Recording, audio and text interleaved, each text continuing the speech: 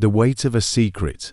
The world in 1955 was a stark place, especially in America, where the lines of racial segregation were still drawn in harsh, uncompromising strokes. Jim Crow laws dictated where black people could walk, eat, and sit. Interracial relationships were not just frowned upon, they were dangerous. A black man caught with a white woman could be beaten, jailed, or worse. The South was brutal in enforcing these unwritten rules, but even the North, while less violent, was no haven. Oliver Bryant had learned these lessons early. Born into poverty in a small southern town, he had spent his life watching men like his father struggle under the weight of a world designed to keep them down. His father worked a grueling factory job, and his mother was a tired woman who spent more time scrubbing floors in white homes than she did in her own. Oliver, since he was old enough to walk, had worked alongside his father, fixing cars, his young hands learning to understand the hum and groan of engines under strain. By the time he was 18, he was a mechanic at a small auto shop. He was tall, with skin the color of polished mahogany, and carried a quiet confidence that unnerved white men and intrigued white women, a dangerous combination. But Oliver was no fool. He had seen what happened to black men who looked so long at white skin. Then there was Sarah Whitmore. Sarah had never known poverty. Born into a prominent white family with a lineage that stretched back to colonial wealth, her childhood was spent in silk dresses and expensive shoes.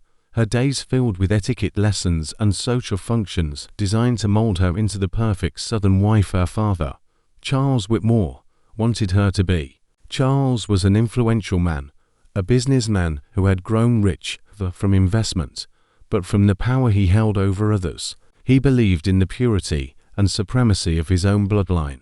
Sarah, however, never felt at home in her father's world. She chafed under the weight of expectations she didn't want to meet. She was supposed to be quiet, obedient, and demure, but she was curious and restless, always searching for something beyond the perfect life laid out for her. The night she met Oliver, she was 18. The summer heat was oppressive, and she wore a dress she had been told was too daring. It was in a dimly lit basement where rebellious music played, and the air was thick with the smell of whiskey and cigarette smoke. The smooth, defiant notes of jazz blurred the lines of segregation. A defiance party was one of the few places where the color line was erased, a gathering of black and white people who shared a secret love of rhythm, laughter, and glances that couldn't be exchanged in the light of day. It was there that Oliver first saw her. She was unlike any white woman he had ever seen.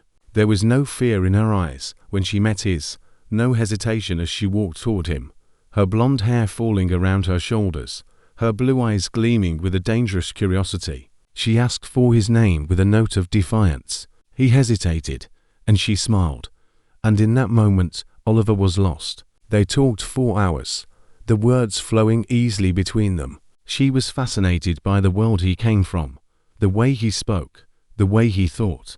He was wary, but intrigued by her boldness, the way she carried herself, as if she didn't possess the fear that ruled his own life. When the night ended, she told him she wanted to see him again.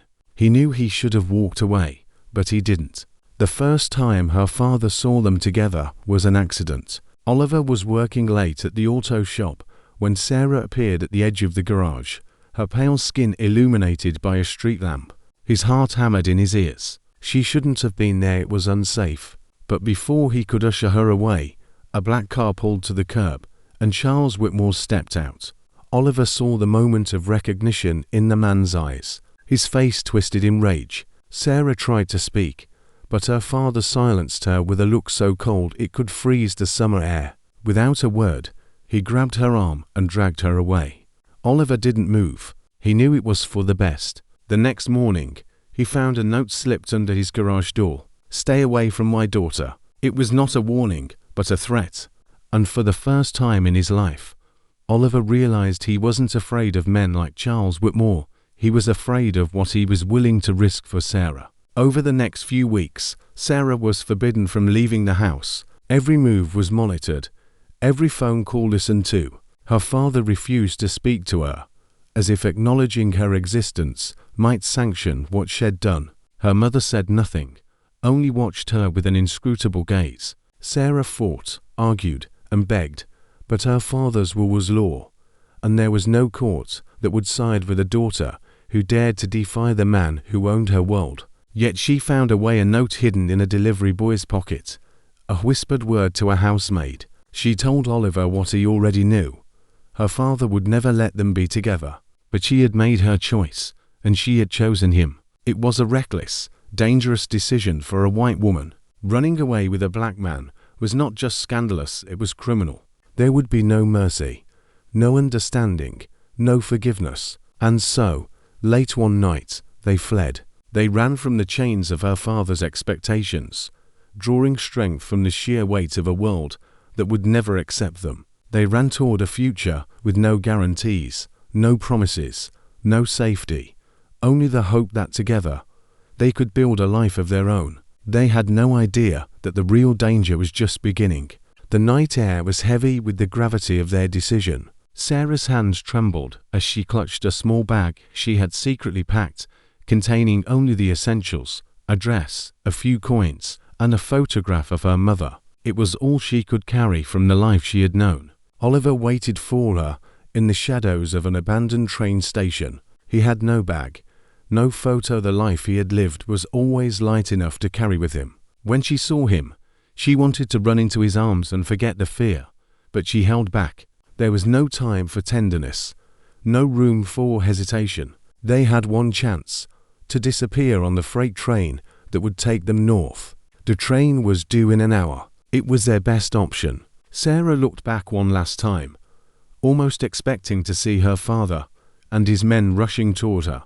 But the streets were empty. Oliver's grip on her hand was firm, almost rough. "Are you sure?" His voice was low but steady. Sarah swallowed the lump in her throat and nodded. They boarded the train, hiding among crates and sacks of grain.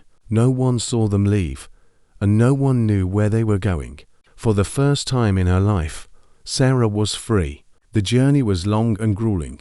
They rode in the darkness, their bodies stiff from being cramped in the narrow space between the cargo. The rhythmic clang of the wheels sent shivers down Sarah's spine. Each beat was a reminder that there was no going back. Oliver barely spoke, always listening, always watching, his body tense with anticipation. But no one came. They arrived in Illinois in the middle of the night. The factory town was a far cry from the elegant streets of Sarah's childhood. The air was thick with smoke, the streets coated in soot, and the buildings were tired. Here, people were too exhausted from long work hours to look twice at a white woman standing beside a black man. It wasn't acceptance, it was indifference. And indifference, they learned, was a kind of freedom. They eventually found a place to stay in a cramped boarding house. Their room was tiny, barely enough space for the narrow bed they shared, but it was theirs. Oliver found work at a local steel mill, a 12-hour shift of blistering heat and backbreaking labor. Sarah got a job as a seamstress, her fingers growing calloused from the endless hours of stitching. It was hard, and it was nothing like the life she had known, but she never complained. Their marriage was a quiet exchange of promises in a tiny church on the outskirts of town. No guests, no flowers, no rings, just them and a preacher who watched them with a knowing look. When the ceremony was over, Sarah stood outside and looked up at the sky, the weight of the moment pressing on her chest. She was no longer Sarah Whitmore, the privileged daughter. She was Sarah Bryant, the wife of a black man in a world that would never fully accept them. Yet she felt lighter than she ever had before. The first year of their marriage was a trial. The town was safer than the South, but it was not without its prejudices. Oliver's co-workers kept their distance, unsure how to treat a man who had run away with a white wife.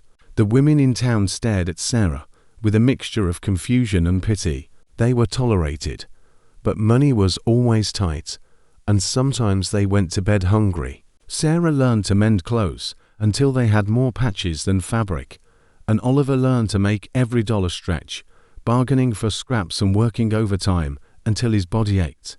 But they endured, because their love had brought them this far. Subscribe to our channel. Part 2 will be broadcast soon.